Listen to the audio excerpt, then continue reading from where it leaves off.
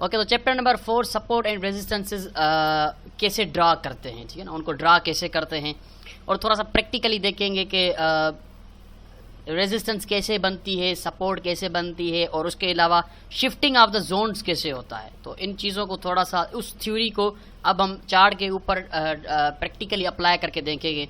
अब सबसे पहले तो ये होता है कि सपोर्ट रेजिस्टेंसेस ड्रा कैसे की जाती है ना, कि सपोर्ट रेजिस्टेंस ड्रा करना एक बहुत बड़ी जिम्मेदारी है, एक बहुत बड़ी रेस्पॉन्सिबिलिटी है। अगर हम उसको ड्रा करना में थोड़ा सा भी चूक जाते हैं या थोड़ा सा फेल हो जाते हैं, थोड़ा सा डिफरेंस उसमें आ जाता है, तो हमारी ट्रेडिंग फेल हो जाएगी, ठीक है ना। थोड़ा सा सपोर्ट रेजिस्टेंस अगर हमने गलत लगाई तो मुमकिन तौर पे हम इसको फॉल्स ब्रेकआउट को हम ब्रेकआउट समझ के, या ब्रेकआउट अभी हुआ ही नहीं है, हम ब्रेकआउट समझ के उसको ट्रेड करेंगे और हमारा स्टॉप लॉस हिट हो जाएगा, यहाँ हमें लॉस का सामना करना पड़ेगा। तो यहाँ पे ये बात पैदा होती है कि हमने सपोर्ट रेजिस्टेंसेस ड्रा करनी कैसे है, उनको चार्ट के ऊपर कैसे प्लॉट करना। अब आते हैं हम कि हम उसको कैसे ड्रा करते हैं। देखिए, सपोर्ट रेजिस्टेंस ड्रा करने के लिए सबसे बेस्ट जो तरीका है वो ये है कि अगर आप चाहते हैं कि आप सपोर्ट रेजिस्टेंस ड्रा करें तो look left price leaves clue.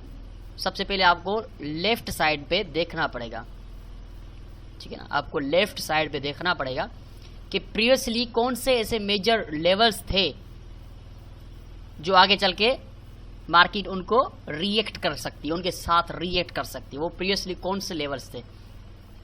तो सबसे पहले लुक लेफ्ट, हाँ, लेफ्ट को देखें, जहां तक लेफ्ट आप देख सकते हैं।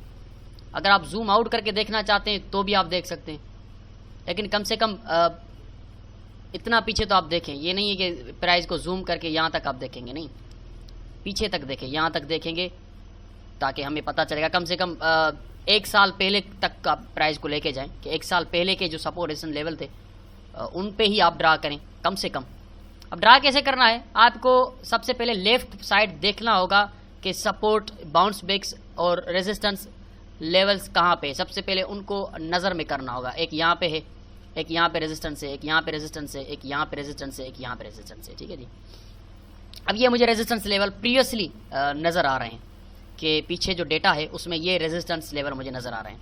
अब जब मैं प्लाट करूंगा तो देखूंगा कि इनमें से कौन सा ऐसा रेजिस्टेंस लेवल है जो कि सिग्निफिकेंट है, यानी कि मुसलसल प्राइस ने उस पर रीटेस्ट किया। अब मैं ड्रा करने की कोशिश करता हूँ। अब इस तरह से ड्रा करूंगा, मैं देखता हूँ उसको।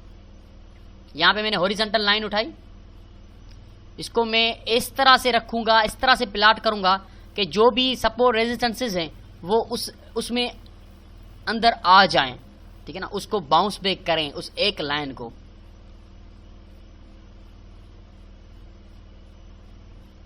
अब यहां पे अगर आप देखें तो मैंने ये इस तरह से यहां पे ड्रा किया है कि एक तो यहां पे रेजिस्टेंस है, यहां पे फॉल्स ब्रेकआउट है, उसके बाद यहां पे रेजिस्टेंस है, उसके बाद अगेन यहां पे रेजिस्टेंस है, उसके बाद यहां पे सपोर्ट है और फिर ये फॉल्स ब्रेकआउट है। अब एक यहां पे मैं ड्रा करूंगा, लेकिन यहां पे ड्रा करूंगा तो मुझे काफ़ी फॉल्स ब्रेकआउट्स मिल रहे हैं ना। यहाँ पे फॉल्स ब्रेकआउट मिला, फिर यहाँ पे फॉल्स ब्रेकआउट मिला, फिर अगेन यहाँ पे ब्रेकआउट मिला, तो मुसलसल ब्रेकआउट्स मिल रहे हैं। तो ये एक सिग्निफिकेंट नहीं है क्योंकि प्राइस इसको आसानी से तोड़ रही है। इसको मैं मजीद ऊपर लेके जाऊंगा। अब यहाँ पे अगर आप देखें, मैं इसको लेके आता हूँ तो ये मुझे किसी हद तक सिग्निफिकेंट लगता है कि यहाँ पे रेजिस्टेंस है, अगेन यहाँ पे रेजिस्टेंस है और उसके बाद अगेन यहाँ पे रेजिस्टेंस है और ये ब्रेक हुआ और मार्केट निकल गई ऊपर। तो ये मेरी नज़र में किसी हद तक सिग्निफिकेंट है, ठीक है ना। मैं इस तरह से ड्रा करूंगा कि पीछे की रेजिस्टेंसेस भी उसमें आ जाएं और फास्ट ब्रेकआउट मुझे नज़र ना आए। इस तरह से एक्यूरेटली उसको स्मूथली ड्रा करूंगा, ठीक है। एक तो ये हो गया कि यहाँ पे एक रेजिस्टेंस यहाँ पे है, एक रेजिस्टेंस यहाँ पे, एक रेजिस्टेंस यहाँ पे। कभी कभी ऐसा होता है कि प्राइस जो है वो रेजिस्ट करके बड़ी विक बना के नीचे क्लोज करती है और कभी कभी क्या करती है, बॉडी बिल्कुल छोटी सी विक बना के भी रेजिस्ट पकड़ सकती है। जैसा कि यहाँ पे देखें तो बहुत ही स्ट्रॉन्ग रेजिस्टेंस के साथ साथ एक बहुत बड़ी विक बना के, रिजेक्शन कैंडल बना के प्राइस नीचे आ गई।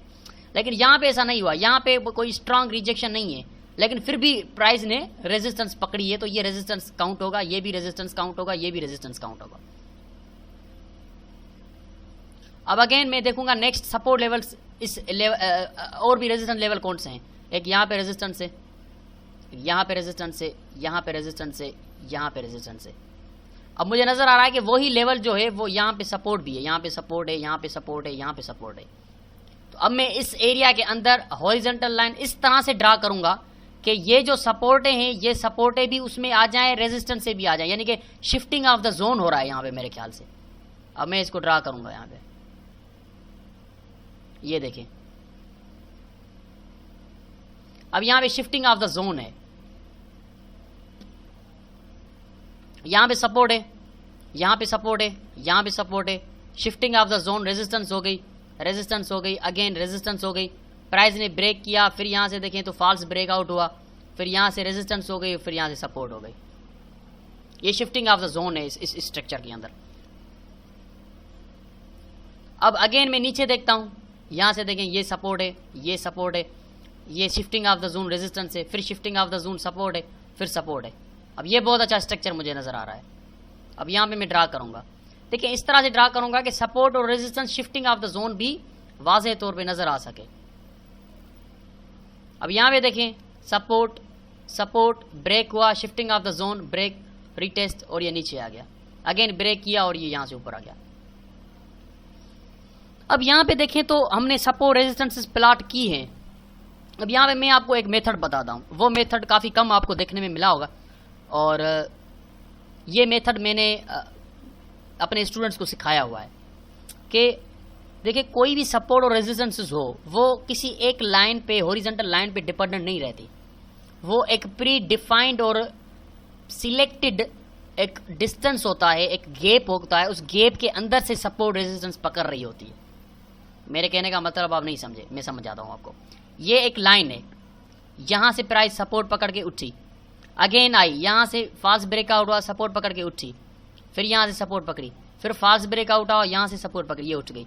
अब मुझे बताएं कि ये जो सपोर्ट है पकड़ रही है प्राइस, ये क्या एक लेवल पे सिग्निफिकेंट है? नहीं, ये दो लेवल्स पे है जो कि बिल्कुल करीब हैं, यानी कि ये आ जाएगा, दूसरी लाइन यहाँ पे आ गई। अब ये मेरे लिए बहुत ही अच्छा लेवल हो गया, जोन हो गया, जिसके अंदर से प्राइस उठ रही है, यानी कि ये और ज्यादा एक्यूरेट है क्योंकि मुझे यहाँ पे फास्ट ब्रेकआउट नहीं मिल सकते।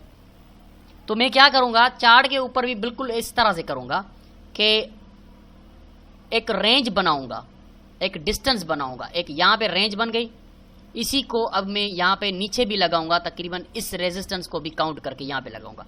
अब ये मेरा एक जोन बन गया कि ऊपर थोड़ा सा डिस्टेंस है, इस डिस्टेंस से भी मार्केट उठ सकती है, तो ये मेरा पूरा जोन बन गया।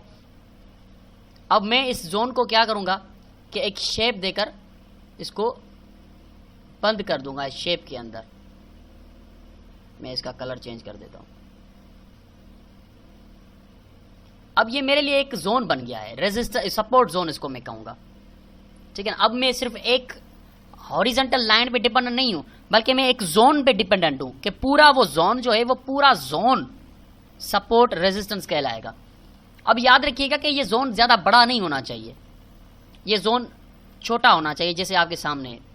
अब यहां पे अगर आप देखें तो ये जोन जो है यहां से सपोर्ट पकवा रहा है और नीचे यहां से रेजिस्टेंस करवा रहा है। यहां से भी देखें इसने सपोर्ट पकड़वाई है, यहां से भी रेजिस्टेंस करवाया है, यानी कि ये पूरा जो जोन है, ये पूरा जोन मेरे लिए सपोर्ट जोन बन गया है। शिफ्टिंग ऑफ द जोन भी हुई है यहाँ पे कि यहाँ पे ब्रेक हुआ, फिर रिटेस्ट हुआ। एक हॉरिजॉन्टल लाइन पे हम डिपेंडेंट नहीं रह सकते, क्योंकि मार्केट जो होती है वो आजकल जो है वो एक किसी भी पर्टिकुलर हॉरिजॉन्टल लाइन से सपोर्ट रेजिस्टेंस नहीं पकड़ती, बल्कि उस हॉरिजॉन्टल लाइन के आजू बाजू से भी सपोर्ट रेजिस्टेंस पकड़ रही होती है। तो हमें मजबूरन जोन बनाने पड़ेंगे कि उस जोन से फिर मार्केट ब्रेक करेगी तो हम सेल या बाय करेंगे। अब बीच वाली जो हॉरिजॉन्टल लाइन है, इसमें भी देखें यहाँ पे कंफ्यूजन आ रहा है, यहाँ पे भी कंफ्यूजन आ रहा है फॉल्स ब्रेकआउट से, यहाँ पे भी कंफ्यूजन आ रहा है फॉल्स ब्रेकआउट है, हालांकि ये रेजिस्टेंस है, यहाँ पे सपोर्ट है, ये रेजिस्टेंस है। अब मैं क्या करूंगा, इसको भी जोन बनाऊंगा, इस तरह से जोन बनाऊंगा कि इसके आजू बाजू की सपोर्ट रेजिस्टेंसेस भी आ जाएं, जैसे कि इसके पास ये सपोर्ट है, ये भी आ जाए, ये सपोर्ट है इसके पास, ये भी आ जाए, तो इनको मैं आजू बाजू से बनाऊंगा। और नीचे ये सपोर्ट है, ये भी आ जाए, ये भी आ जाए, और यहाँ पे रेजिस्टेंस है, ये भी आ जाए, तो मैं इस तरह से इसको जोन बनाऊंगा। तो ये जोन कैसे बनाऊंगा, इसको बिल्कुल ऊपर लेके आऊंगा, ऊपर वाली रेजिस्टेंसेस को काउंट करने के लिए मैं रखूंगा यहाँ पे, और दूसरी लाइन में लगाऊंगा यहाँ पे, ताकि इसको भी मैं रेजिस्टेंस काउंट कर सकूं। अब ये हो गया मेरा जोन, देखिए जोन ज्यादा बड़ा नहीं हो जाना चाहिए। अब ये हो गया मेरा जोन। अब इस जोन में अगर आप देखेंगे तो फॉल्स ब्रेकआउट हमें नहीं मिल सकते, क्योंकि हमने किसी एक हॉरिजॉन्टल लाइन पे डिपेंडेंट नहीं किया, बल्कि हमने एक जोन बनाई है कि उसी जोन के अंदर से अब प्राइस उठेगी तो हम बाय या सेल करेंगे। अब मुझे पता है कि इस जोन में फॉल्स ब्रेकआउट की प्रोबेबिलिटीज बहुत कम है, क्योंकि हमने उस सपोर्ट को या उस रेजिस्टेंस को थोड़ा सा वसी कर दिया है, स्प्रेड कर दिया है, बड़ा कर दिया है, ताकि हम फॉल्स ब्रेकआउट से बच सकें। यहां पे देखें, ये रेजिस्ट हुई, सपोर्ट हुई, रेजिस्ट हुई, support, support, resistance, resistance, resistance, support, resistance, resistance, support. बिल्कुल एक्यूरेट काम कर रहा है अब ये, क्योंकि हमने जोन बना दिया। अब इस जोन से क्या होगा कि ज्यादा 2 या 3 पिप का हमारा स्टॉप लॉस बड़ा होगा, कोई बड़ी बात नहीं है छोटे टाइम फ्रेम पे। बड़े टाइम फ्रेम पे कोई 10 पिप का स्टॉप लॉस बड़ा हो सकता है, ज्यादा से ज्यादा बस। अब ये हमारा जोन हो गया। ऊपर जो आप देख रहे हैं, ऊपर भी मैं कोशिश करूंगा कि इसको जोन बनाऊं, क्योंकि यहां पे ये जो सपोर्ट है, ये वाली रेजिस्टेंस है, सॉरी, ये मिस हो रही है।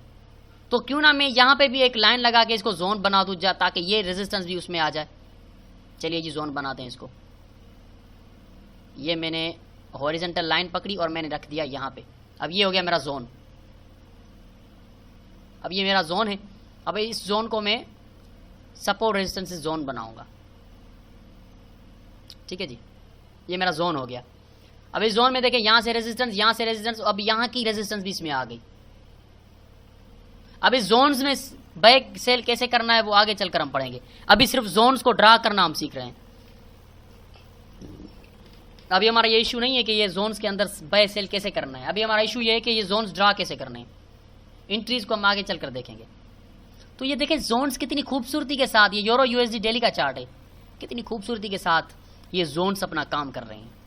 तो ये चीज़ किसी को पता नहीं है, लोग एक हॉरिजॉन्टल लाइन लगाते हैं, लेकिन मैं आपको ये बता रहा हूँ क्योंकि ये मेरी अपनी क्रिएटिविटी है। मैंने काफ़ी टाइम दिया था इस पर, 4 साल हो गए मुझे इन जोन्स के अंदर काम करते हुए। आजकल तो ये हर कोई तकरीबन कम ही लोग बना रहे हैं, लेकिन काफ़ी लोगों को इन जोन्स का पता चल गया है, क्योंकि मैंने यूट्यूब पे अपनी वीडियोस बना के रखी हैं, उनमें जोन्स ड्रा किए हुए हैं।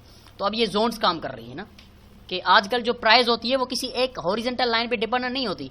एक 10 या 5 या 10 पिप या 12-15 पिप के बीच का एक डिस्टेंस होता है। उस डिस्टेंस के अंदर से कहीं से भी मार्केट सपोर्ट या रेजिस्टेंस पकड़ सकती है। अब ये डिस्टेंस देखते हैं कितना है। अब यहाँ से देखें और यहाँ पे देखें तो 20-30 पिप का डिस्टेंस है। ये डिपेंड करता है कि उस जोन्स के अंदर कितनी दूरी होती है ना। जैसे कि ये डिस्टेंस बहुत थोड़ा है, इसमें आपका ज़्यादा नहीं होगा। इसमें देखें तो 20 पिप का डिफरेंस है, क्योंकि ये डेली का टाइम फ्रेम है।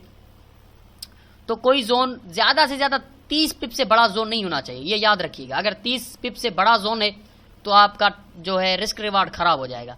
कोशिश करें ऐसे जोन्स फाइंड आउट करें जिनका डिस्टेंस ज़्यादा से ज़्यादा डेली के टाइम फ्रेम पे ये ड्रा करनी है, सिर्फ और सिर्फ डेली के टाइम फ्रेम में ये ड्रा करनी है। अगर आप लॉन्ग टर्म ट्रेडिंग करना चाहते हैं तो। अगर शॉर्ट टर्म ट्रेडिंग करना चाहते हैं तो फिर शॉर्ट टर्म में जाएंगे, फिर वहाँ पे अलग आपको डिस्टेंस का जो है पिप्स का हिसाब रखना पड़ेगा। लेकिन डेली के टाइम फ्रेम में 20 पिप, ज़्यादा से ज़्यादा 30 पिप, इससे बड़ा डिस्टेंस नहीं होना चाहिए। ठीक है जी, ये आपके जोन्स हैं, इनको कहते हैं सपोर्ट रेजिस्टेंस जोन, हॉरिजॉन्टल। ठीक है ना, इस तरह से आप ड्रा करेंगे। अब आगे चलते हैं, यहाँ पे रिसेंटली देखते हैं। रिसेंटली एक तो सबसे ऊपर 1, 2, 3, ये 3 रेजिस्टेंसेज हैं, यहाँ पे मैंने ड्रा किया। ठीक है जी, उसके बाद नीचे 1, 2, 3 सपोर्ट हैं, यहाँ पे मैं ड्रा करूँगा। अब देखें ये सपोर्ट जो है वो हमारी नीचे वाली लाइन से ऊपर है, यानी कि मुझे ये जोन बनाना पड़ेगा, ऊपर यहाँ पे भी लगानी पड़ेगी। और ऊपर ये रेजिस्टेंस जो है ये इससे काफ़ी करीब है, 20-30 पिप करीब है, यानी कि मुझे जोन बनाना पड़ेगा। अब यहाँ पे मैं जोन बनाता हूँ, पहले नीचे सपोर्ट पे जोन बनाता हूँ। ये मेरा सपोर्ट पे जोन बन गई। ठीक है जी, इसको मैं शेप देकर हाईलाइट कर दूंगा। ये हो गया जोन। ठीक है जी, ये जोन हो गया। अब ऊपर मेरे ख्याल से ये काफ़ी नीचे है, ये इसको देखते हैं कितने पिप से। हाँ, ये काफ़ी दूर है, 50 पिप है, तो ये मैं इसको जोन नहीं बनाऊंगा। मैं जोन बनाऊंगा ऊपर इस वीक तक, क्योंकि यहाँ से भी रिजेक्ट हुई है प्राइस, तो इसको ऊपर यहाँ तक रखेंगे हम। ये मेरा ऊपर से जोन बन जाएगा। मैं आपको बता चुका हूँ कि डिस्टेंस जो है वो 30 पिप से ज़्यादा नहीं होना चाहिए। अब ये जोन्स बन गए हमारे। अब इनको हम कहते हैं सपोर्ट एंड रेजिस्टेंसेस जोन्स। ये शिफ्टिंग ऑफ द जोन्स भी होता है। अब अल्टरनेटिवली पता है क्या होगा, मार्केट आएगी ऊपर, यहाँ तो इस जोन से टकरा कर बेरिश एवरेज के नीचे जाएगी, हम सेल करेंगे। यहाँ ऊपर आएगी, इसको ब्रेक करके शिफ्टिंग ऑफ द जोन करेगी, रेजिस्टेंस बिकम सपोर्ट हो जाएगा और प्राइस ऊपर निकल जाएगी यहाँ से। यहाँ नीचे से अगर ब्रेक करती है, और नीचे से ब्रेक नहीं बल्कि नीचे से यहाँ से सपोर्ट पकड़ती है तो फिर बाय करेंगे। सपोर्ट नहीं पकड़ती तो शिफ्टिंग ऑफ द जोन, इसी को रेजिस्टेंस बना के नीचे यहाँ पे हम सेल करेंगे। सिंपल है बिल्कुल, इसमें कोई कॉम्प्लिकेटेड चीज़ नहीं है। तो इस तरह से हम सपोर्ट और रेजिस्टेंसेस ड्रा करते हैं और शिफ्टिंग ऑफ द जोन्स ऐसे होता है। ये है आपका शिफ्टिंग ऑफ द जोन। अब देखें ये कितनी बार यहाँ पे रेजिस्टेंस बनी, फिर सपोर्ट, रेजिस्टेंस सपोर्ट। ये जोन थक ही नहीं रहा, अपनी पावर दिखा रहा है। लेकिन आगे चलकर जब प्राइस आएगी तो अगेन ये पावर दिखाएगा, सपोर्ट, फिर यहाँ से रेजिस्टेंस, फिर ये सपोर्ट ब्रेक किया, फिर ये रेजिस्टेंस। यानी कि जब तक ये जोन बने हुए हैं तब तक मार्केट को इन जोन्स की रेस्पेक्ट करनी पड़ेगी। ये हमारे सपोर्ट रेजिस्टेंस जोन्स हैं। अब ये हमारे सिग्निफिकेंट है, ये हमारे सिग्निफिकेंट है, क्योंकि मैं आपको दिखा रहा हूँ यहाँ पे कि ये भी है, ये रेजिस्टेंस है। इसको मैं ड्रा क्यों नहीं कर रहा, क्योंकि पीछे यहाँ पे कोई ऐसी रेजिस्टेंस नहीं है, सिर्फ यही रेजिस्टेंस है, तो ये सिग्निफिकेंट नहीं है। यहाँ पे भी सपोर्ट है लेकिन मैं ड्रा नहीं कर रहा, क्योंकि पीछे अगर देखें तो इस एरिया में पीछे भी कोई ऐसी सपोर्ट नज़र नहीं आ रही, तो ये सिग्निफिकेंट नहीं है। हम वही ड्रा करेंगे जो पीछे भी पीरियड्स डेटा में भी उसी लेवल में मार्केट ने रिएक्शन दिखाया हो, सिर्फ वही ड्रा करेंगे हम, यानी कि वो सिग्निफिकेंट होंगे, मेजर होंगे।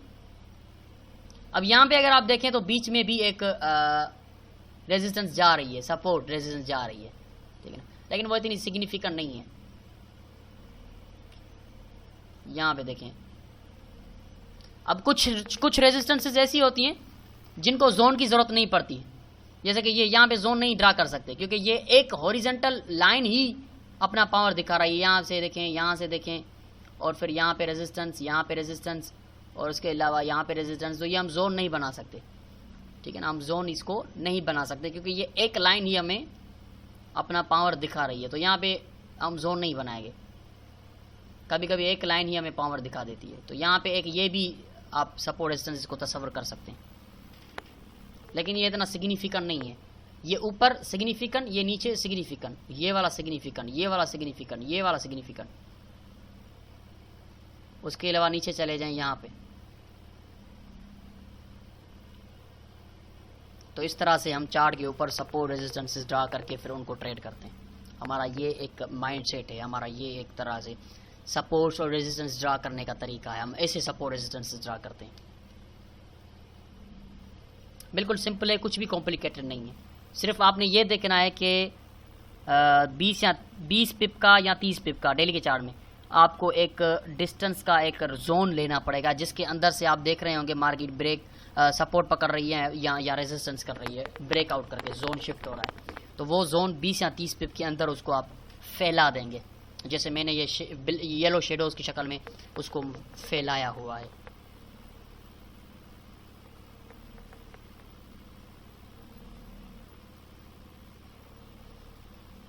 तो ये इस तरह से हम जोन्स क्रिएट करते हैं, इस तरह से जोन्स शिफ्ट भी होते हैं। और इनको इंट्रीज कब लेनी है वो आगे चलकर हम इंट्री के चैप्टर्स में पढ़ेंगे, हाउ टू ट्रैक इंट्रीज। जब हम सारी टेक्निकल सीख जाएंगे तो फिर फाइनल जो हमारा चैप्टर होगा वो होगा how to track entries based on our course. हमने जो भी कोर्स किया है उसके बिना पे हम मुख्तलिफ चीज़ों को देखते हुए कैसे एंट्री पकड़ेंगे वो हम आगे चलकर देखेंगे। अभी हम चीज़ों को समझेंगे कि चीज़ें ड्रा कैसे की जाती हैं, चीज़ें नज़र कैसे आती हैं, उनकी एक्यूरेसी ड्रा करने की कैसे है, वो दिखती कैसे हैं, उनसे बाउंस बैक कैसे होते हैं, जोन शिफ्ट कैसे होते हैं, ट्रेंड कैसे होता है। अब यहाँ पे हमने पीछे ट्रेंड पढ़ा है ना। अब ये देखें, हायर हाई हायर लो बिल्कुल जोन पे, उसके बाद ब्रेक किया, higher high higher low zone के करीब है लेकिन जोन पे नहीं है, again higher high higher low zone पे, अगेन हायर हाई जोन पे, and higher low another high बनाने में प्राइस फेल हो गई। ये हमारा ट्रेंड है ना, हम पीछे ट्रेंड में पढ़ कर आए। अब ये हमारा रेंजिंग मार्केट है जो हम पढ़ चुके थे, आज के चैप्टर में हमने पढ़ा है, चैप्टर 4 में। कि एक रेंजिंग मार्केट में सपोर्ट रेजिस्टेंस अपनी ताकत ज़्यादा दिखा रही होती है। अब यहाँ पे देखें ताकत दिखा रही है कि नहीं दिखा रही, रेंज के अंदर है ना, अपनी ताकत दिखा रही है। ऊपर से रेजिस्ट, छत से बाल टकरा के नीचे और ज़मीन से बाल टकरा के ऊपर, बिल्कुल वाज़े साफ रोशन दलील है आपके सामने ये। अब जब इससे प्राइस ब्रेक करके निकलेगी तो फिर ये बूम बूम, अगर ऊपर से निकलेगी निकल जाएगी। तो इस तरह से हम सपोर्ट रेजिस्टेंसेस इस तरह से ड्रा करते हैं और सिग्निफिकेंट लेवल्स यही होते हैं, और शिफ्टिंग ऑफ द जोन्स भी ऐसे ही होता है। ये डेली के टाइम फ्रेम पे हमने ड्रा किया है। अब चलते हैं कि हम मिसाल के तौर पे छोटे टाइम फ्रेम पे चलकर देखते हैं। अगर हम छोटे टाइम फ्रेम पे ड्रा करते हैं, मैंने आपको कहा है कि 5 मिनट के टाइम फ्रेम पे चले जाएं, वहाँ पे भी आपको सपोर्ट रेजिस्टेंसेस अपना पावर दिखाती हुई नज़र आएंगे। थोड़ा सा पीछे चलेंगे क्योंकि आज फ्राइडे है तो आज थोड़ी मूव चौपी है प्राइस की। यहाँ पे आएंगे, ठीक है जी। अब यहाँ पे मैं सपोर्ट रेजिस्टेंस ड्रा करता हूँ, ठीक है जी।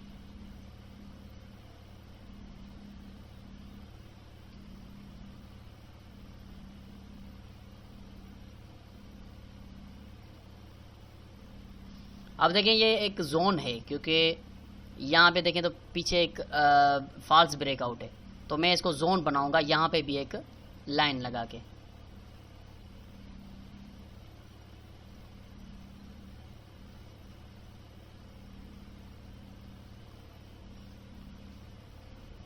ठीक है, जब ये हमारा जोन बन गया, अब ऊपर भी इसको थोड़ा सा ऊपर लेके आएंगे और इसको थोड़ा सा नीचे लेके आएंगे तकरीबन यहाँ पे। अब यहाँ तक नहीं लेके आ सकते क्योंकि ये काफ़ी दूर है। छोटे टाइम फ्रेम में भी काफ़ी दूर नहीं होना चाहिए, ज़्यादा से ज़्यादा इतना ही होना चाहिए। अब ये हमारा जोन है, अब ये रेंजिंग मार्केट है, अब ये हमारी रेंजिंग मार्केट है।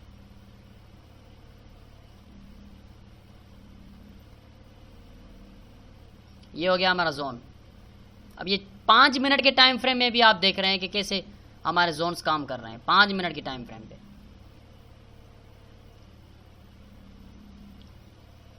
सपोर्ट रेजिस्टेंस, सपोर्ट तकरीबन रेजिस्टेंस से करीब है, सपोर्ट सपोर्ट, यहाँ से जोन को ब्रेक किया, यानी कि इस रेंजिंग मार्केट से प्राइस निकली, और जैसे ही निकली है आपके सामने है, ये देखें यहाँ से आपने बाय करना है, काफ़ी ऊपर गई। स्कॉल्पिंग के लिए यूज़ करते हैं छोटे टाइम फ्रेम को, जाहिर सी बात है 10-10 पिप आपको आराम से मिल जाएंगे। यहाँ पे देखें शिफ्टिंग ऑफ द जोन, जो कि रेजिस्टेंस थी वो मार की नीचे आई, उसी को सपोर्ट बनाया, ऊपर उठी, एक बार फिर 10 पिप आपको दिए, फिर से नीचे आई और ब्रेक किया, उसी जोन के अंदर आ गई। यहाँ पे आपने सेल किया नीचे, फिर ऊपर, फिर ब्रेक किया, फिर आपने सेल किया और ये प्राइस नीचे। Shifting of the zone 5 minute के टाइम फ्रेम पे भी आप सपोर्ट रेजिस्टेंस को ट्रेड कर सकते हैं अगर आप इनको मास्टर कर लेंगे। कैसे मास्टर करेंगे? आप इनको ड्रा करें, जितना हो सके ड्रा करें अपने चार्ट्स के ऊपर, तब जाके आप इनके माहिर बनेंगे। ऐसे होती है शिफ्टिंग ऑफ द जोन्स, ऐसे ड्रा करते हैं सपोर्ट रेजिस्टेंसेस। इधर 5 मिनट के चार्ट पे भी मैंने आपको ड्रा करके दिखाया हुआ है कि 5 मिनट के चार्ट पे भी आप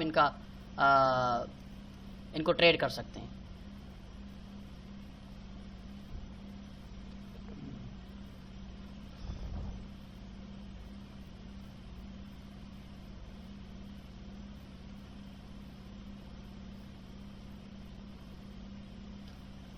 ये देखें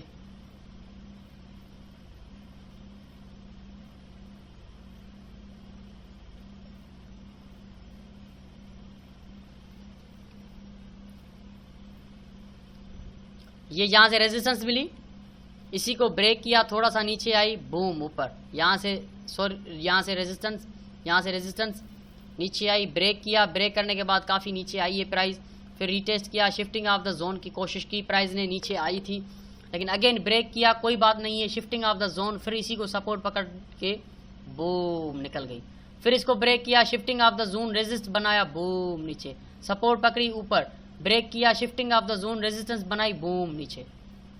आपके सामने है सब कुछ।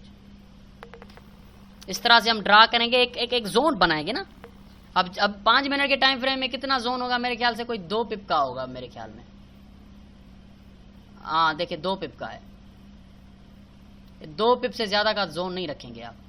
ये देखें 2 पिप का है, ये भी 2 पिप का जोन हमने रखना है 5 मिनट के टाइम फ्रेम पे। जितना टाइम फ्रेम बड़ा होता जाएगा उतने पिप आपको आप उसमें मिलाते जाएं। 15 मिनट का टाइम फ्रेम है तो 3 पिप रखें, 1 घंटे का टाइम फ्रेम है तो 5 पिप रखें। ठीक है, तो इस तरह से आप मूव करते जाएंगे। अगर आप 1 घंटे के टाइम फ्रेम पे ड्रा करना चाहते हैं तो उसमें भी मैं आपको ड्रा करके दिखाता हूँ। ऐसा ना हो गया आप फिर कहेंगे कि सर 1 घंटे के टाइम फ्रेम में भी तो ड्रा करके दिखाएं, अब मैं कैसे दिखाऊं भाई, लाइव तो नहीं है, एक डीवीडी है।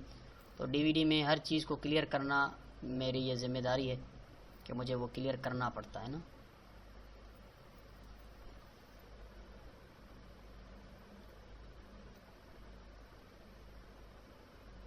ठीक है जी, अब देखें यहाँ पे रेजिस्टेंस है, यहाँ पे देखें ये रेजिस्टेंस यहाँ से शुरू हुई, उसके बाद आगे चलते जाएं। अब यहाँ पे ये भी रेजिस्टेंस है तो इसको भी हम इसको थोड़ा सा ऊपर लेके जाएंगे, तकरीबन यहाँ तक इसकी पीक पे लेके आएंगे। ठीक है जी, और इसको नीचे शिफ्टिंग ऑफ द जोन, इसको जोन को बड़ा बनाएंगे तकरीबन यहाँ तक, क्योंकि R1 का टाइम फ्रेम है तो 5-6 ज़्यादा से ज़्यादा 5-6 पिप तक इसको लेके आएंगे। और हमेशा स्टार्ट करना है लेफ्ट से, राइट से नहीं कि राइट पे देख के मैंने यहाँ पे लगाई यहाँ पे लगाई, नहीं, स्टार्ट हम लेफ्ट से करेंगे। राइट पे आप देखेंगे तो ऑटोमेटिकली आपको रिजल्ट नजर आएगी। अगर आप लेफ्ट को देखते हुए अच्छे तरीके से ड्रा करेंगे तो रिजल्ट आपको राइट पे नजर आने लगेगी। इसको पहले यहाँ पे रखते हैं और फिर इसको तकरीबन यहाँ पे रखते हैं। ठीक है जी, अब नीचे वाली मैंने लाइन क्यों यहाँ पे रखी है, क्योंकि यहाँ पे रेजिस्टेंस है। ऊपर क्यों रखी है, यहाँ पे सपोर्ट हैं, ठीक है ना, इसलिए मैंने, क्योंकि यहाँ पे देखें रेजिस्टेंस है, इसलिए मैंने नीचे वाली लाइन यहाँ पे रखी है। अब ये मेरा एक और ये आवर 1 के टाइम फ्रेम पे मैं ड्रा कर रहा हूँ ना। अब देखें यहाँ से, अब स्टार्ट करते हैं। ठीक है जी, सबसे पहले यहाँ से रेजिस्टेंस मिली, मैंने ये जोन ड्रा कर दिया भाई। नेक्स्ट उसी जोन पे रेजिस्टेंस मिली, नीचे यहाँ से ब्रेकआउट हुआ, रेजिस्टेंस पकड़ी, मार्केट ने नीचे आई, यहाँ पे मुझे पहले तो रेजिस्टेंस मिली, अगेन ऊपर आई, फास्ट ब्रेकआउट हुआ, मार्केट ऊपर आ गई। एक बार फिर मुझे उसी लेवल पे सपोर्ट मिली, फिर सपोर्ट मिली, फिर सपोर्ट मिली, उसी लेवल पे रेजिस्टेंस मिली, उसी लेवल पे सपोर्ट मिली, उसी लेवल पे रेजिस्टेंस मिली, ब्रेक किया, बाहर क्लोजिंग दी और ये आ गई नीचे। अगेन काफ़ी निकलने के बाद, ये नहीं है कि मार्केट काफ़ी निकल गई अब हमारी ये जोन वैलिड नहीं है, नहीं, वापस आई, उसी जोन से रेजिस्ट हुई, उसी जोन को ब्रेक किया, अंदर आई, ऊपर निकल गई, उसी जोन से रेजिस्ट हुई, उसी जोन से सपोर्ट पकड़ी, उसी जोन से रेजिस्टेंस हुई, उसी जोन से निकली। देखें कब से शुरू हुई है, कब तक उसका इफेक्ट चल रहा है। ऐसे ड्रा करते हैं ये जोन्स, और इस तरह से इन जोन्स को ट्रेड करते हैं।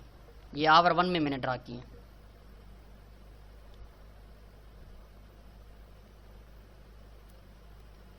थोड़ा सा ध्यान देना पड़ता है दोनों तरफ से, लेफ्ट को भी ध्यान से देखें, राइट को भी ध्यान से देखें, फिर ड्रा करें, एक्यूरेटली ड्रा करें। विक्स बाहर आ जाती हैं, आने दें, कोई फ़र्क नहीं पड़ता, लेकिन ये कोशिश करें कि उसमें सपोर्ट रेजिस्टेंसेस आ जाएं, सारी जो भी पीछे हैं आगे हैं उस जोन में अंदर आ जाएं।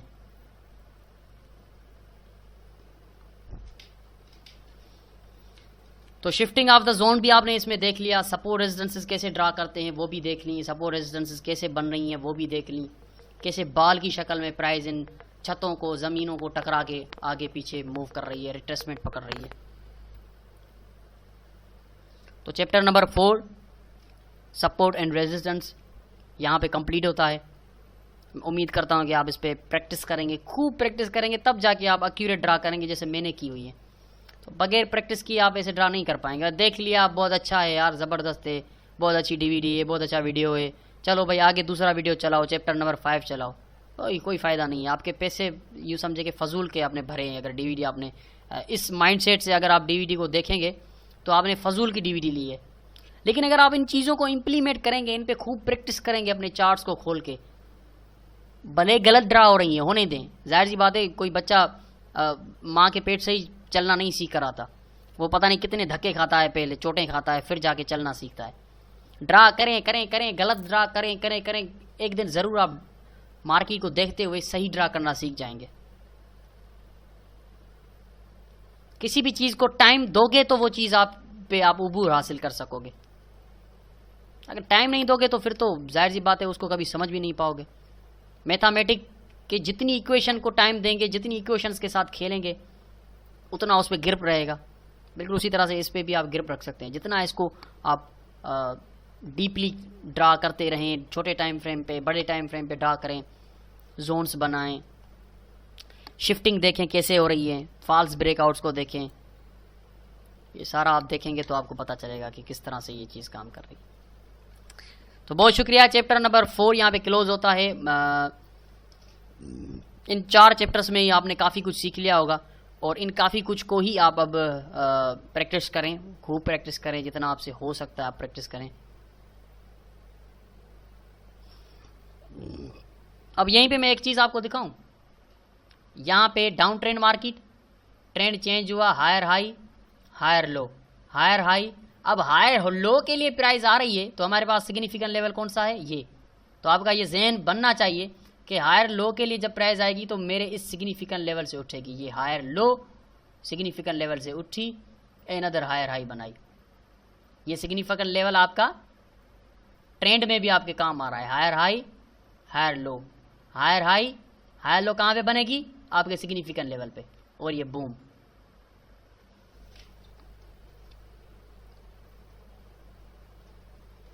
कुछ भी नामुमकिन नहीं है, कुछ भी मुश्किल नहीं है अगर आप खूब प्रैक्टिस करेंगे तो। यकीन कीजिए, मैं पर्सनली आपको बताता हूँ कि 2012 में तकरीबन आज से कुछ 6 साल पहले मेरे यूनिवर्सिटी के एग्ज़ाम चल रहे थे।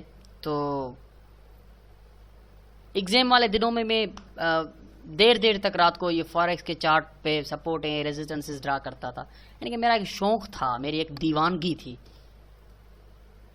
तो मुझे अंदर ही अंदर में फील भी होता था कि यार मेरे एग्ज़ाम चल रहे हैं, मुझे किताब उठानी चाहिए, मुझे सिलेबस अपना पढ़ना चाहिए, मैं ये क्या ड्रा कर रहा हूँ।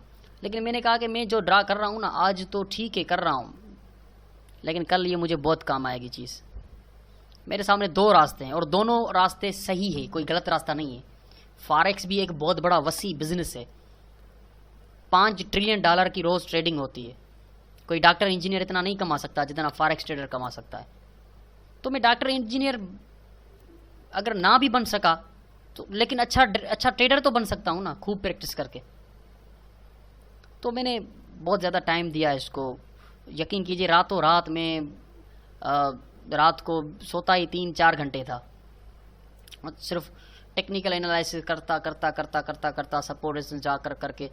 तो तभी आपको भी कह रहा हूँ कि जितना इस चीज़ के साथ डीपली आप गेम की तरह इसको खेलें, मुख्तलिफ सपोर्ट रेजिस्टेंसेस पेयर पे डालें, मुख्तलिफ टाइम फ्रेम पे उसको ड्रा करें, सीखें, समझें, मेहनत करें, यकीन कीजिए आप डेली के 1 करोड़ रुपए कमा सकते हैं। 1 करोड़ रुपए डेली के कमा सकते हैं, मैं चैलेंज के साथ कहता हूँ, अगर आप इसको मास्टर कर लेंगे तो, अगर आप इस पे उबूर हासिल कर लेंगे तो। हर किसी का अपना नसीब होता है। अगर मैं करोड़ नहीं कमा रहा तो मेरा ये नसीब है कि मैं लाखों कमा रहा हूँ या हज़ारों कमा रहा हूँ, ये मेरा नसीब है। ऊपर वाले ने हर किसी का नसीब इस तरह से बनाया है कि जो जितनी मेहनत करेगा उसको उतना मिलेगा। लेकिन मुझे अनफॉर्चुनेटली मेरे ऊपर बहुत ज़्यादा जिम्मेदारियाँ हैं, मेरे खर्चे बहुत ज़्यादा हैं। मैं एक मुतवस्सित यानी कि मिडिल क्लास फैमिली से ताल्लुक़ रखता हूँ, इसलिए मेरी जिम्मेदारियाँ बहुत ज़्यादा हैं। मैं पूरे घर को चलाता हूँ, भाइयों को चलाता हूँ, अपना खर्चा करता हूँ, मेरा खर्चा बहुत ज़्यादा है। मैं अपनी इन्वेस्टमेंट को लॉन्ग टर्म नहीं चला पाता। ये मेरे लिए बहुत ही अनफॉर्चुनेट है कि मैं अपनी इन्वेस्टमेंट को ज़्यादा देर नहीं चला सकता, बार बार मुझे विथड्रॉल निकालना पड़ता है, क्योंकि मैं एक मिडिल क्लास फैमिली से ताल्लुक़ रखता हूँ। मेरे पास इतनी बड़ी इन्वेस्टमेंट कभी बन नहीं पाती।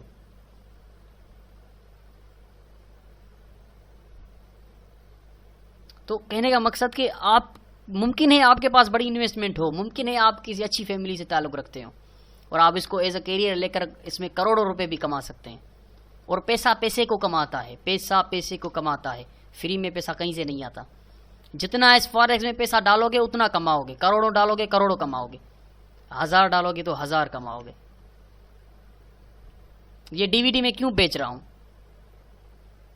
क्योंकि मैं बड़ी इन्वेस्टमेंट वाला बंदा नहीं हूँ। हाँ, ये अलग बात है कि मेरे पास एक्सपीरियंस बहुत ज़्यादा है और मैं कभी 100% नहीं हूँ, मैं आपके साथ झूठ बोल के आपको गुमराह करूं, नहीं, मैं 100% नहीं हूं, मैं 70% हूं, 60% हूं। मेरे स्टॉप लॉस भी हिट होते हैं और मेरे टेक प्रॉफिट भी हिट होते हैं, लेकिन at the end of the month, at the end of the week, at the end of the day मैं प्रॉफिट में ही होता हूं। लेकिन मेरी जितनी इन्वेस्ट होती है उतना ही मुझे प्रॉफिट होता है। ये नहीं है कि मेरी $1000 की इन्वेस्टमेंट है उसमें मैं $1000 डेली कमाऊंगा। ये गैम्बलिंग है, ये मेरे लिए प्रोफेशनल ट्रेडिंग नहीं है। प्रोफेशनल ट्रेडिंग ये है कि मेरी इन्वेस्टमेंट 1 लाख रुपए की है तो मैं 30,000 रुपये पर मंथ कमाऊँ, ये प्रोफेशनल ट्रेडिंग है। काफ़ी बेवकूफ़ लोग ये सोचते हैं कि ये बहुत बड़ा ट्रेडर है तो ये करोड़ों रुपए क्यों नहीं कमा रहा। बहुत बड़ा ट्रेडर है तभी करोड़ों रुपए नहीं कमा रहा, क्योंकि उसको पता है कि जितना इसमें डालेंगे उतना मिलेगा। ये नहीं है कि 1000 रुपये डाल दिए 1 करोड़ रुपए निकाल दिए, यही नहीं, ऐसा नहीं है भाई। प्रोफेशनल अप्रोच रखें। हाई एक्सपेक्टेशन लेकर आते हैं तभी तो लॉस करते हैं लोग, कि भाई मैं बहुत बड़ा प्रोफेशनल ट्रेडर बन गया हूं, अब मैं $1000 डिपॉजिट करूंगा, 1 लाख रुपए डॉलर निकालूंगा। भाई ऐसा होता तो पूरी दुनिया करोड़पति होती। ऐसा नहीं है। हमें मंथली मिलता है प्रॉफिट, बड़े शौक और खुशी से लेते हैं हम वो। जाहिर सी बात है रिस्क बड़ा हम नहीं लेते क्योंकि हम प्रोफेशनल ट्रेडर हैं, चाहे कितनी भी एक्यूरेसी हो, चाहे कितना भी हम टेक्निकल के माहिर बन जाएं, लेकिन मार्केट के उतराव चढ़ाव पे हमारा कंट्रोल नहीं है। मार्केट के उतराव चढ़ाव पे हम अपना कंट्रोल नहीं रख सकते। हमारे स्टॉप लॉस हिट होंगे, ये मार्केट की नेचर है, ये मार्केट का दस्तूर है। तो जब हमारे स्टॉप लॉस हिट होंगे तो मैं बड़ा रिस्क क्यों लूँ, मैं स्टैंडर्ड लॉट लगाऊंगा। मुमकिन है बिना स्टॉप लॉस हिट हो, मैं कोई फरिश्ता नहीं हूँ। अगर स्टॉप लॉस हिट हो गया तो मेरा बड़ा नुकसान हो जाएगा। तो प्रोफेशनल अप्रोच ये है कि मैं वही लॉट साइज यूज करूंगा जितनी मैं बर्दाश्त कर सकूं, चाहे कितना भी बड़ा प्रोफेशनल हूं मैं, क्या फर्क पड़ता है। मार्केट तो किसी प्रोफेशनल की बनाई हुई नहीं है ना। तो लोगों का ये कहना कि भाई तुम करोड़पति क्यों नहीं हो, तुम टीचिंग क्यों करते हो, डीवीडी क्यों बनाते हो, तो भाई इसीलिए बनाते हैं कि फॉरेक्स ट्रेडिंग रातों रात करोड़पति बनने वाला काम नहीं है। ऐसी सोच लेके आओगे तो तुम खुद भी सारी जिंदगी जो है लॉस में ही चलते रहोगे। ये 20% पर मंथ का बिजनेस है। जैसे दुकान लगाते हो कितना कमाते हो, दुकान करोड़पति बनाती है आपको, नहीं बनाती ना। तो यहाँ पे भी ऐसा ही है, अगर दुकान आपको करोड़पति बनाएगी तो लॉन्ग टर्म कोई 10 सालों के बाद बनेंगे आप। यहाँ पे भी आपको पर मंथ मिलेगा। कभी मार्केट के हालात अच्छे होंगे, आपकी टेक्निकल अच्छी होगी, आपको 25%, 30%, 40% पर मंथ भी मिल सकता है। लेकिन अगर हालात मार्केट के बुरे हो जाते हैं तो 10%, 5% भी पर मंथ कभी कभी हमको मिलता है। तो इसलिए हम डीवीडी भी सेल करते हैं ताकि सोर्स ऑफ इनकम बढ़ता रहे। फॉरेक्स से भी 25-30 हज़ार मिलते रहें, डीवीडी से भी मिलते रहें। हाँ ऐसा है ना, टीचिंग से भी मिलते रहें। और टीचिंग में सिर्फ हमारा फ़ायदा तो नहीं है ना भाई। ये आप डीवीडी देख रहे हैं, इसमें किसका फ़ायदा है, मेरा फ़ायदा है नहीं, इसमें आपका भी फ़ायदा है, हम दोनों का फ़ायदा है। ये दुनिया गिव एंड टेक की दुनिया है, कुछ दो कुछ लो। आप मेरे काम आ रहे हैं, मैं आपके काम आ रहा हूँ, हम एक दूसरे के काम आ रहे हैं, इसमें किसी का कोई नुकसान नहीं है, दोनों का ही फ़ायदा है, क्योंकि मेरा भी काम हो रहा है, आपका भी काम हो रहा है। तो कहने का मकसद कि ये कॉन्सेप्ट लेके आना कि करोड़पति आप बन सकते हैं, आप बहुत बड़े ट्रेडर हैं। और भाई मैं ट्रेडर बहुत बड़ा हूँ लेकिन इन्वेस्टर बहुत बड़ा नहीं हूँ। मेरे पास जितनी इन्वेस्ट है मैं उतना पर मंथ ले रहा हूँ मार्केट से, और मैं खुश हूँ जितना ले रहा हूँ, क्योंकि मैं लालची बंदा नहीं हूँ। मेरे अंदर लालच का आंसर नहीं है, मैं खुश हूँ अपने 25-20% पर मंथ जो मिल रहा है उस पर मैं खुश हूँ, क्योंकि मैं लालची नहीं हूँ। अगर मेरे अंदर लालच आ गई कि आज मैं अकाउंट डबल तो कर लूँगा लेकिन किसी दिन ज़रूर मैं अपना अकाउंट वॉश करवा लूँगा, फिर मुझे हंसी आएगी कि मैं कैसा ट्रेडर हूँ, या मैं कैसा प्रोफेशनल हूँ कि बड़ी बड़ी लाटें लगा रहा हूँ। ये तो प्रोफेशनल बंदे का काम ही नहीं है। लेकिन आप ये सोचते हैं कि यार ये प्रोफेशनल बंदा है, बड़ी लाट लगा के अकाउंट डबल क्यों नहीं करता। ऐसा नहीं होता भाई। अभी मेरी टेक्निकल एक्यूरेट जा रही है, किसी भी वक्त फेल हो सकती है, और रोज़ फेल होती है। रोज़ हमारी अगर हम 5 ट्रेड लेते हैं तो 1 या 2 उसमें लॉस करती हैं। तो अगर मैं स्टैंडर्ड लॉट लगाऊंगा और वो पहली ट्रेड मेरी अगर लॉस करती है तो फिर आप सोचें मेरा क्या जाएगा। तो हमेशा रिस्क आगे चलकर मैं वो पढ़ाऊंगा आपको कि रिस्क को कैसे मैनेज करते हैं, ठीक है ना। तो ये एक बिजनेस है जिसमें आप मेहनत करके 25 से 30% पर मंथ कमा सकते हैं। ये बहुत होता है 25-30% भाई। बैंक कितना देती है? 1%। 1 लाख रुपए पे 1000 रुपये बैंक देती है, और यहाँ फॉरेक्स में 30-30% मिल रहा है आपको, 20-20% मिल रहा है। फिर भी कह रहे हो नहीं मुझे करोड़पति बनना है। करोड़पति भी बन जाओगे, करोड़पति भी बन जाओगे। करोड़ों लेकर आओ पहले, इसमें करोड़ रुपए डालो, 10 लाख रुपए पर मंथ लो, 15 लाख रुपए पर मंथ लो, 20 लाख रुपए पर मंथ लो। करोड़ लेकर तो आओ, 1,000 रुपये लेके आ रहे हो, 50,000 रुपये लेके आ रहे हो, कर रहे हो मैं इस पे करोड़पति बन जाऊंगा, तो ये बेवकूफ़ों वाला काम है।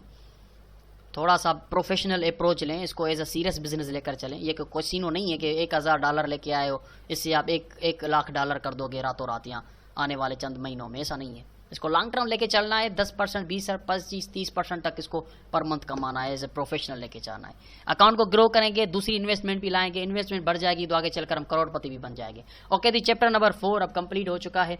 अब हम चैप्टर नंबर 5 की तरफ जाएंगे। प्लीज़ पहले इसको प्रैक्टिस करें, फिर चैप्टर नंबर 5 की तरफ आप आइएगा। अभी इसको चैप्टर नंबर 5 को मत खोलिएगा।